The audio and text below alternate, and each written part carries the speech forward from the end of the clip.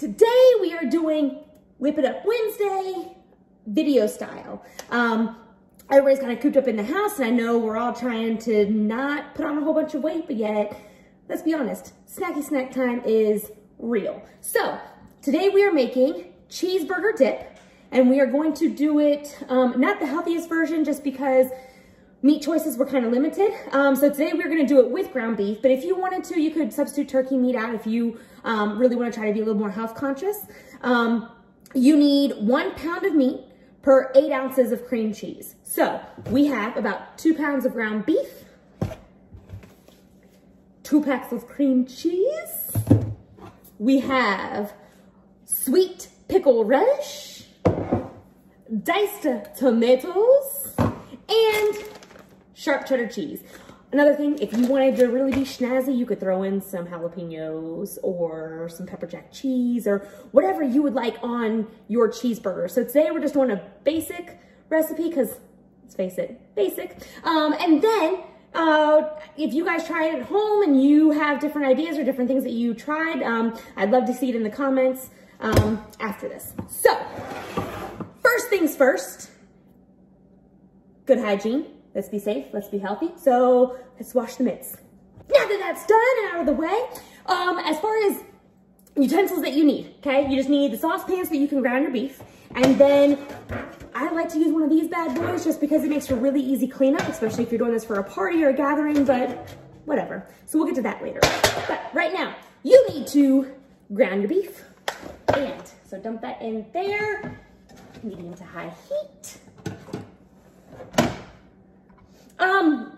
Seasonings. So,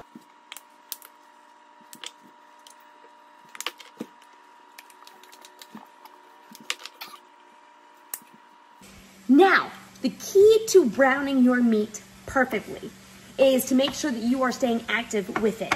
So you always want to be constantly stirring and breaking up the pieces so that you can get nice little pieces to scatter throughout the dip versus big old honky-tonk chunks.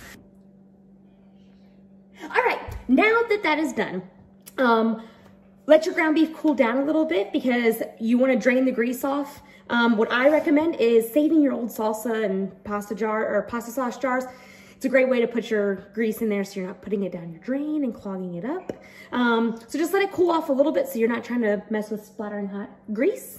And then you can dump it in here and then it'll be ready to go for your dip. But while that's cooling off, we can do this. So that pan that you had, you want to get that ready. You want to go ahead and set your oven for 350. So that bad boy can start preheating.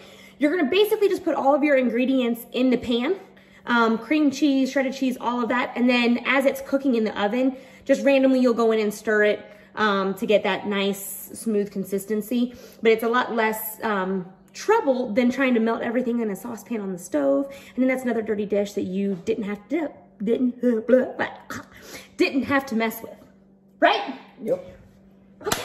Okay, so Roman, will you unravel the cream cheeses and put them in here, please? Yes, sir. While he's doing that, I'm gonna go ahead and open up our tomatoes and I'm gonna drain off all the juice that I possibly can. That way your dip doesn't end up being real watery because tomatoes already have water in them. So you wanna get as much of the juice off as possible. You can even stick them in a bowl with a paper towel at the beginning of this if you really wanna get all the water out that you can.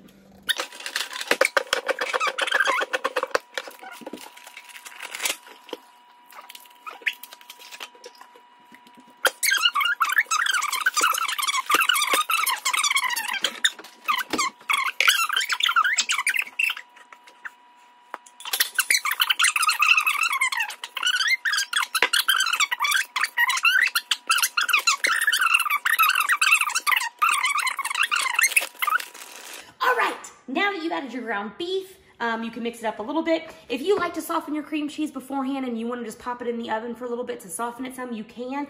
I feel like it's just an added step that you don't have to do, but you can if you prefer. So now that you have all the ingredients in here, you're going to put this in the oven.